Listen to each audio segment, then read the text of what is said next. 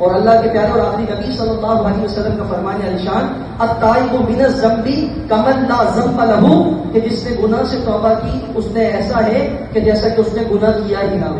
اللہ اکبر.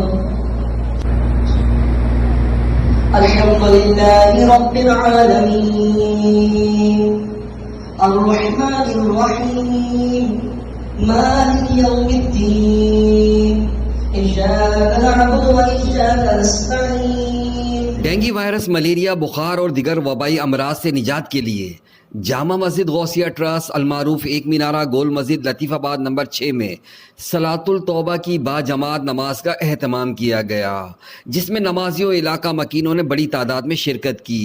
صلاۃ التوبہ کی باجماعت نماز محمد دانش اتاری نے پڑھائی. اس وبائی امراض سے نجات، ڈینگی وائرس، ملیریا، بخار سے ہلاک شدگان کے ایصال ثواب اور ہزاروں افراد کے اس وبا میں مبتلا ہونے پر ان کی صحتیابی کے لیے خصوصی طور پر دعا کرائی گئی.